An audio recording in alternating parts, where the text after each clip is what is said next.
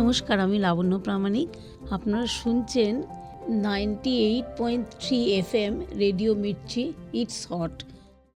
আমি তো আজকালে আছি। হ্যাঁ, আজকালে জার্নালিস্ট, আমরা প্রুফ রিডিং করি। প্রুফ রিডিং সংশোধনী বিভাগ। তো বাবা অভিনেতা ছিলেন, মেয়ে একটি দৈনিক সংবাদপত্রে প্রুফ রিডিং করেন। কোনোদিন অভিনয়ের শখ হয়নি? না, আমি করেছি ছোটোবেলায় প্রচুর। শুটিং থেকে আরম্ভ করে নাটক থেকে সব সময় আমি বাবার সঙ্গে যেতাম। তো বড় হওয়ার পর অভিনয়, বড় হওয়ার পর বলছি, বড় হওয়ার পর ওই যে বললাম যে মানিকদা যখন ইয়ে করলেন, ওই কাপুরুষ মহাপুরুষে যখন আমি করলাম, তখন আমার ঠাকুমা বাড়িতে জিজ্ঞেস করলেন যে ও কোথায় যাচ্ছে। 2 দিন হয়ে গেছে, 3 দিনের দিন, কোথায় যাচ্ছে। তখন বাবা বলল যে এরকম মানিকদার একটা বইতে ও অভিনয় করছে, আজকে তার শুটিং আছে। তো বলল যে বাড়ির মেয়ে অভিনয় করবে। আমার কিন্তু একদমই পছন্দ নয়। আমি চাই না যে আমাদের বাড়ির মেয়ে অভিনয় করুক। অটোমেটিক বাবা অনেক করে ঠাকুমাকে বলতে, ঠাকুমা মত করেনি, আর আমি যাইও নি। আমি যাইনি মানে তখন তো আমি ছোটো, বাবাই নিয়ে যায়নি। তখন মানিকদাকে গিয়ে বলতে, মানিকদা বললেন না, মা যখন আপত্তি করেছেন তখন থাক। তবে 2 দিন যে শুটিং হয়েছে, সেই 2 দিনের যেটা যতটুকু হয়েছে ততটুকুই থাকবে। মহাপুরুষ মানে কাপুরুষ মহাপুরুষের মহাপুরুষ যারা দেখেননি বা যারা লোকেট করতে পারছেন না যে আপনার চরিত্রটা কী ছিল, তাদের জন্য যদি একটু বলেন। আমি সন্তোষ দত্তেরই মেয়ে হয়েছিলাম, রেণুকা রায় আমার মা হয়েছিল। আর আপনার তখন বয়স কত? আমি তখন খুব ছোট, কত 7-8 বছর বয়স হবে। বাবা, আচ্ছা এবারে একটু আপনার বাবার কথায় আসি। মূলত যে মানুষটিকে ঘিরে আজকে কথা, প্রফেশনাল ক্রিমিনাল লয়ার ছিলেন। বাবা প্রফেশনাল ক্রিমিনাল। কোথায় প্র্যাকটিস করতেন? সিটি সিভিল কোর্টে। ওকে। আর এই যে অদ্ভুত দুটো পেশা, মানে একটা ক্রিমিনাল লয়ার, অন্যটা অভিনেতা এবং কমেডিয়ান অভিনেতা, তো এই দুটো বৈচিত্র্যকে আপনি কিভাবে দেখেন, মানে অ্যাজ আ মেয়ে এবং অ্যাজ আ দর্শক অলসো? আপনি তো এত কাছ থেকে দেখেছেন। হ্যাঁ, বাবা যে প্র্যাকটিসটা করতেন, তখন বাবাকে যদি দেখা হতো বা বোঝা যেত না যে বাবা এই জিনিসটা করে, এইরকম অভিনয় করতে পারে বলে। তখন মনে হতো যে এত সিরিয়াস, তখন ওতেই ডুবে থাকতো। বাবার কথাবার্তা, বাবা যখন চেয়ারে বসে থাকতো এবং অন্য মানুষ। আর অভিনয়ের সময় তখন বাবা আমার সঙ্গে প্রচুর রিহার্সাল দিত, আমার সঙ্গে অনেকবার দিয়েছে। তারপরে বলতো যে, আমার মা অনেকবার বলতো, অনেক, যেমন নাটকে ওই রূপকারে যখন হতো, অনেক রকম নাটক তো হতো, আমার মা বলতো যে এই সবই তুমি মেয়ের সঙ্গে রিহার্সাল দিচ্ছ। বললে হ্যাঁ, ওই তো রিহার্সাল দেবে আমার সঙ্গে, ঠিক আছে দিক। তখন অন্য মানুষ, তখন হাসি খুশি ঠাট্টা ইয়ার্কি, তখন আমার ঠিক ওই যে লয়ার হিসেবে মিলতো না। আচ্ছা, প্রফেশনটা যদি বাদ দিই, বাড়িতে বাবা হিসেবে বা বাড়ির একজন সদস্য হিসেবে তিনি কি খুব মজাদার ছিলেন? মানে এক একজন মানুষ হন না যে বাড়িতে একদম পরিবেশটা মাতিয়ে রাখেন, সেরম ছিলেন, নাকি সময় বিশেষে এক এক রকম? না, বাবা বেশ সবাইকে নিয়ে খুব আনন্দে থাকতে ভালোবাসতেন। সবাইকার উপর নজর রাখা, মাকে মায়ের মতো, মেয়েকে মেয়ের মতো, বউকে বউয়ের মতো, নাতিদের মতো, এইরকম। এবং একটা বিশেষ জিনিস ছিল, কে কী করছে, কে কী খাচ্ছে, ঠিক মতো হলো কি না, সেসব দিকে ভীষণ নজর ছিল। আচ্ছা, বাবা বাড়িতে মজা করে, মানে ওনাকে দেখলে, ছবিতে আমাদের যেরকম হয়, দেখলেই ভীষণ মজা লাগে, মানে ওনার অ্যাপিয়ারেন্সটা, ওনার প্রেজেন্সটাই বলে দেয় এবার একটা সাংঘাতিক কিছু হবে। তো বাড়িতে সেটা ছিল যে ওনার প্রেজেন্সটাতেই একটা ভীষণ মজা হতো, উনি আসবেন, সবাই একটা হয় না যে একটা গ্যাদারিংয়ে। না, সব সময় সেটা নয়। যেমন বাবা হয়তো কোনো ব্যাপারে চুপ করে চেয়ারে বসে আছে, আমরা হয়তো কোনো কথা বলছি, সবাই তো বুঝতে পারে না, কেউ হয়তো এসছে, হয়তো খুব কথাটা বলছে, তখন বলছে যে এইখানে এত কথা কিছু বলো না। তো হয়তো তিনি বললেন যে চুপ করে তো বসে আছো, কী হয়েছে বাড়ি থেকে? বললো না, আমি এখন বসে বসে মামলার কথা ভাবছি, ওই কোর্টে গিয়ে এবার আমি কি করব না করব, তখন কিন্তু সিরিয়াস। তখন আবার ঠিক বাড়ির ওই মুহূর্তে নেই, তখন নিজের কথা ভাবছে। পুজোর সময় কোথাও যেত না, পড়াশোনা। আমাদের দশমীর দিন সকালবেলা গিয়ে ঠাকুর দেখিয়ে আনতো আমাকে, আমার ঠাকুমাকে। একটা গাড়ি করে এক চক্কর দেখিয়ে ঠাকুর দেখা হয়ে গেছে। ভিড় ভাট্টা ওসব বেরোনো একদম পছন্দ করতো না। আর কি খেতে ভালোবাসতেন? বাবা খেতে মাংস ভীষণ ভালোবাসতেন। পাঁঠা না মুরগি? পাঁঠার মাংসই বেশি ভালোবাসতো, কিন্তু বাবার ভাত খাওয়াটা ছিল খুব অল্প, কিন্তু তার সঙ্গে আনুষঙ্গিক তরি তরকারিটা একটু পরিমাণটা বেশি হবে। এত এত একদম নয়, সবই হবে, হয়তো 3-4 রকম তরকারি হবে। মানে সর্বভোগ কিন্তু স্বল্পাহারী। এবং খাওয়াতে ভীষণ ভালোবাসতেন। কেউ গেল বাড়িতে, আগে তাকে জিজ্ঞেস করতো কী ভালোবাসো, এবং সেটাই এনে তাকে দাঁড়িয়ে থেকে খাওয়ানো। গান শুনতেন বা বই পড়তেন? কার গান? আমরা দুজনে গান করতাম। আচ্ছা, কি গান গাইতেন? আমার এখন একটুই মনে আছে, নিত্য তোমার যে ফুল ফোটে ফুল বনে, এইটুকু মনে আছে। এই গানটা বাবার ভীষণ প্রিয় ছিল। আর একটা কথা হচ্ছে যে রবীন্দ্রসঙ্গীত বাবা ভীষণ ভালোবাসত। আচ্ছা, এছাড়া যদি আমরা যেটাকে আমরা বলি হবি, সেই হিসেবে বাবার কি ছিলেন? রান্না করতে ভীষণ ভালোবাসত। কি রান্না করতে পারতেন? রান্না করতে ভালোবাসতো মানে হচ্ছে এক একটা জায়গায় এক এক দিন, যেমন সার্কারিনায় নাটক যখন হতো, তখন এক এক দিন বলতো আমি টিফিন নিয়ে যাব। সে বিরাট ডেকচি শুদ্ধ সে রান্না হচ্ছে বসে বসে, আমরা সব দিয়ে দিচ্ছি। তখন বলতো যে রবি কাকা, হ্যাঁ, তারপরে এরা সব বলতো যে সন্তোষদা দারুণ হয়েছে। আমি বলতাম যে দুধ, সন্তোষদা শুধু নেড়েছি, আমরা সব কিন্তু দিয়ে দিয়েছি। বলে দিলি কেন? এরকম ব্যাপার। খুব এইসব নিয়ে খুব মজা হতো। আর মেনলি অনেকের হয় না এর হাতে এই রান্নাটা খুব ভালো, তো কোন ধরনের রান্নাটা আপনার বাবার হাতে সবচেয়ে ভালো হতো? বাবা মাংসটাই বেশিরভাগ করতো।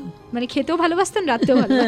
মাংসটাই বেশিরভাগ করতো, কিন্তু নিয়ে অনেক রকম যেতেন। মা বিরাট আর কি এর জন্যে হেল্প করতো। এত এত নানা রকম বসে বসে, নয় চপ তৈরি হচ্ছে, নয় এই তৈরি হচ্ছে, নানা রকম যেটা যেদিন বলতো সেটা কোর্টেও অনেক সময় করে নিয়ে গেছে, থিয়েটারেও করে দিয়েছে, অনেক জায়গায় করে দিয়েছে আর কি, নিয়ে যাবো বলে। খাওয়াতে প্রচণ্ড ভালোবাসত। আচ্ছা, বাবার তো এত চরিত্র, মানে জটায়ু থেকে অবলাকান্ত, এত এত চরিত্র, তার মধ্যে মেয়ের কোনটা সবচেয়ে পছন্দের? আমার তো জটায়ুর চরিত্র তো আছেই, তবে আমার রঘুবন্ধু সুন্দরীর চরিত্রটা খুব ভালো লেগেছে। জটায়ু তো আছেই, মানিকদার সব চরিত্রগুলো তো ভীষণ ভালো লেগেছে। রাজা, হ্যাঁ, গোপী গায়েন বাঘাবাইনের রাজা, দুরকম চরিত্র, তো ভুলবার নয়। আচ্ছা, সোনার কেল্লা নিয়ে আপনার অনেক স্মৃতি আছে, ইনফ্যাক্ট আপনি শুটিংয়েও গিয়েছিলেন, তো সেটা সম্পর্কে যদি শুটিংয়ের এক্সপিরিয়েন্সটা আপনার যতটুকু মনে আছে যদি একটু বলেন। তখন আমি অনেক ছোট, ভাষা শুটিংয়ে গেছি, মানে ওই দেখতাম বাবা আর কি শুটিং করছে, তখন তো শুটিং সম্বন্ধে বেশি বুঝতাম না। হ্যাঁ, যেমন মানিকদা কাছে গেছি, মানিকদার স্ত্রী আর কি বৌদির সঙ্গে বসে কথা বলেছি, বাবা শুটিং করেছে দেখেছি। তখন আমার শুটিং সম্বন্ধে অত কিছু ধ্যান ধারণা ছিল না। আপনি নাকি নাছোড় বান্দা ছিলেন, যাবই শুটিংয়ে? আমি না যাবই বললে বাবা বলতো যে না, আজকে মানিকদার অনেক গেস্ট আসবে, যেতে হবে না। আমি সেই জন্যে বাবাকে সেরকম কিছু বলতাম না। আমি দরজার পাশে দাঁড়িয়ে থেকে বাবার সঙ্গে যখন ফোনে কথা হতো তখন আমি সব জেনে নিতাম, টুকটুক করে কাগজে টুকে নিতাম ফোন নাম্বার দিয়ে, পরে কাউকে ফোন করে, আমার মামা টামা যেই হোক, ফোন করে গিয়ে হাজির হতাম। দিয়ে অনিলবাবু ছিলেন ওখানে, গিয়ে ভেতরে একটা অমিয় সান্যাল কার্ড, মানে নামটা লিখে কাগজে পাঠিয়ে দিতাম। তখন ওরা মানিকদাকে ডেকে পাঠাতো আমাকে। তবে মানিকদাকে মানিকদা বললেন যে এত দেরি করে এলে কেন? আমি বললাম বাবাই তো বললো আপনার গেস্ট আসবে, আপনি নাকি রাগ করবেন? সন্তোষ, কেন তুমি ওকে ওরম কথা বলেছ? সকালেই কেন চলে আসনি? বাবাই তো বলে, আমি কি করবো?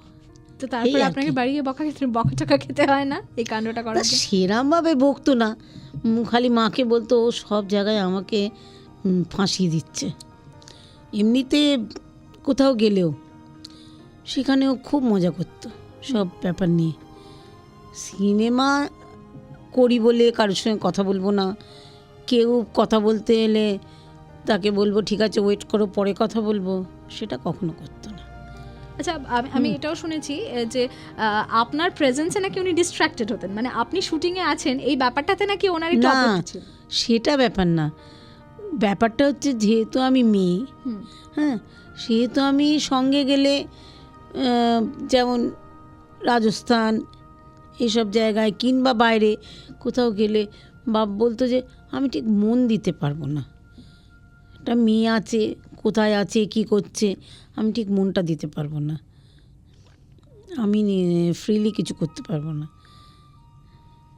সেই কারণে মানিকদের ওখানে গেলে কোনো ব্যাপার না, কিন্তু বাইরে টাইরে গেলে সবসময় তো আর ওরা থাকবে না, অনেক বাইরের লোক থাকে, সেই হিসেবেই আর কি বাবা বলতো। সত্যজিৎ রায়ের সঙ্গে আপনার সম্পর্কটা যদি একটু বলেন, সেই 3 বছর বয়স থেকে। হ্যাঁ, সত্যজিৎ কাকু আমাকে ভীষণ ভালোবাসতেন, হ্যাঁ, এবং অনেক ছোট থেকেই অনেক ব্যাপার নিয়ে গেছি, বাবার সঙ্গেই গেছি, ব্যাপার আর কি, বাবার যখন মনে হতো বাবা যেত আমিও ঠিক জানতে পারলে ঠিক চলে যেতাম বাবার সঙ্গে। আর উনি ভীষণ ভালোবাসতেন, এবং শুধু মানিকদা এটা বলবো না, বাবুরও কোনো জবাব নেই ব্যবহারে, ভীষণ ভালো ছেলে, এবং ওর এত ভালো ব্যবহার তার কোনো তুলনা নেই এখনো পর্যন্ত। আচ্ছা, আপনি তো এতবার মানিকদার সঙ্গে ইন্টারাক্ট করেছেন, খুব কম মানুষ সেই সুযোগ পান, তো এত বড় একজন ডিরেক্টর, এত বড় একজন মাপের মানুষ, এত কাছ থেকে দেখেছেন আপনি, আপনার মতে আপনার চোখে যদি আমি সত্যজিৎ রায়কে বর্ণনা করতে বলি যে কোনো দিক থেকে, মানে আমি শুধু ওইভাবে বলছি না যে একজন বাইরের মানুষের অবয়ব হিসেবে, অ্যাজ আ মানুষ তো ভীষণ ভালো ছিলেন, মানে সব থেকে ব্যাপার হচ্ছে যে ওনাকে প্রথম দেখলে একটা যে মানুষের শ্রদ্ধা, আমার মনে হয় সেটা তো আসবেই, আর দ্বিতীয়ত হচ্ছে ওনার গলার ভয়েস এত সুন্দর ছিল, ওই গাম্ভীর্য, তারপরে কথা বলার ঢং, সেগুলো তো সবাইকার হয় না, সব ব্যাপার নিয়ে একটা মানে তোর নতুনত্বই বলা যায়।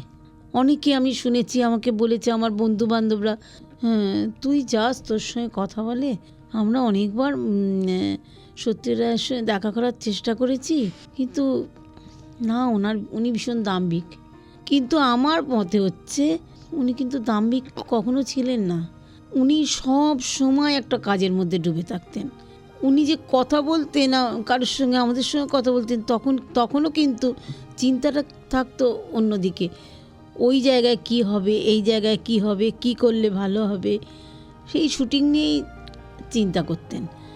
অতএব ঠিক গল্প করা এবং অন্যদিকে মনটা দেওয়ার মতো সময়ও ওনার ছিল না। সবার তো অনেক রকমের স্মৃতি থাকে, দুজনের কথা জিজ্ঞেস করবো। অফকোর্স আপনার বাবার সঙ্গে মেয়ের তো প্রচুর স্মৃতি থাকে, তবুও খুব মনে রাখার মতো এবং খুব মজাদার একটা এক্সপিরিয়েন্স বা খুব মজাদার একটা স্মৃতি যদি এই মুহূর্তে আপনার মনে থাকে, যদি একটু বলেন। মজাদার বলতে বাবা তো যখন ওই মানিকদার সিনেমার কোনো গান টান করতে বলতেন, বাবা বলতো সন্তোষ, বাবা বলতো মানিকদা আমি গান কি করব, বলতো যে না তোমার মেয়েকে আমি লিখে দেবো, তোমার মেয়ে গানটা তুলে তোমাকে করিয়ে দেবে। তো বলতো আচ্ছা ঠিক আছে, বাড়িতে এলো, বললো যে বুলা তুই গানটা আমাকে তুলে দে, বললো, আমি বাবাকে তুলে দিলাম। তারপরের দিন শুটিংয়ে গেল, গিয়ে বললো যে মানিকদা আমার মেয়ে করে দিয়েছিল, আমি ভুলে গেছি। তো বললো কী করে, তুমি মেয়ের সামনে করেছিলে? বললো হ্যাঁ, কিন্তু আমি ঘুমোলেই ভুলে যাই। তুমি তাহলে না ঘুমিয়ে তুমি কি করে মনে রাখবে, এটা তো হয় না। না আমি ঘুমোলেই ভুলে যাই। মানিকদা বললো তোমার দ্বারা হবে না, আমি গান ব্যবস্থা করে নিচ্ছি। ওকে, এবারে যে দ্বিতীয় ব্যক্তিত্ব অফকোর্স সত্যজিৎ রায়, ওনার সাথে আপনার মনে রাখার মতো, আমি বলছি না যে খুব মজাদার এক্সপিরিয়েন্স, বাট সত্যি মনে রাখার মতো বা স্মৃতিতে দাগ কেটে যাওয়ার মতো যদি কোনো সেরকমভাবে কোনো অভিজ্ঞতা থাকে। মানিকদার কথা বলতে গেলে, মানিকদা যেমন বাবা যখন চলে গেলেন তারপরে মানিকদা বলেছিলেন যে আমার কাছে আসাটা যেন বন্ধ করো না, হ্যাঁ। তো আমি দশমীর পর মানিকদার কাছে যেতাম, অনেক সময় আমার ছেলেদেরও নিয়ে গেছি, মানিকদা সেই বাইরের ক্যাডবেরি রেখে দিতেন, মানে আমার foreign দুই ছেলেকে chocolates? দিতেন। হ্যাঁ, ওরে বাবা, উনি দিতেন। মানে এমন নয় মানিকদা হয়তো ব্যস্ত আছেন, আমি গেছি, আমি বসেছি এখানে, মানিকদা উঠে এসে সেই ক্যাডবেরি আমাকে দিয়ে তারপর আবার কাজে গেছেন।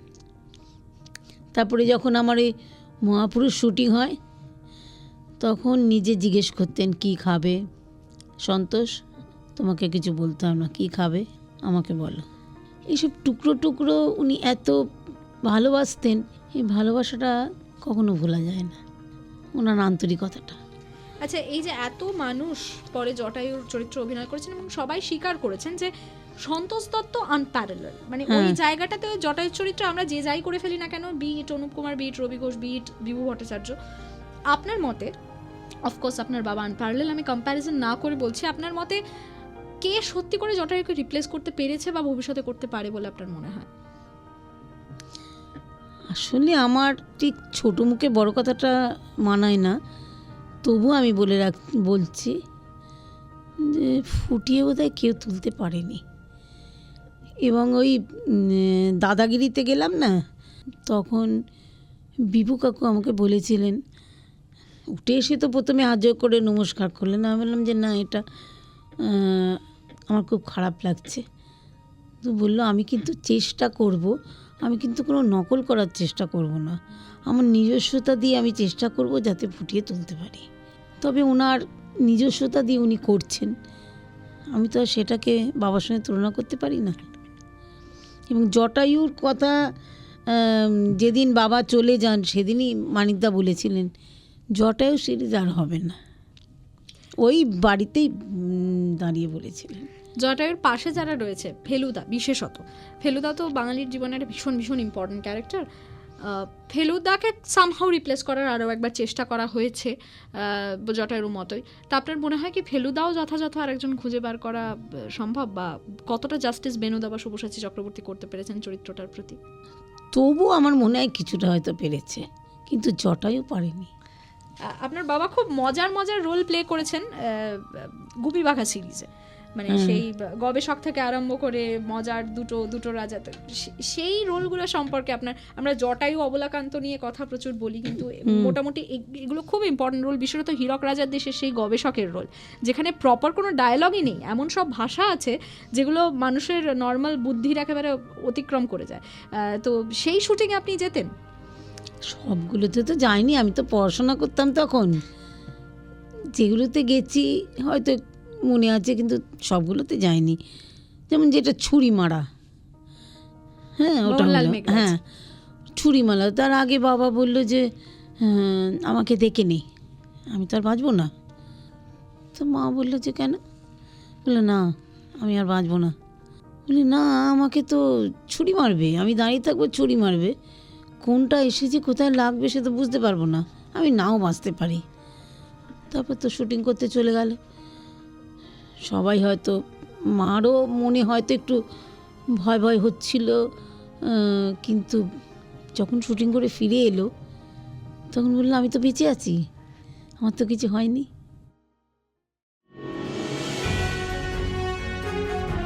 মির্চির বিশেষ নিবেদন মে মাস রে মাস।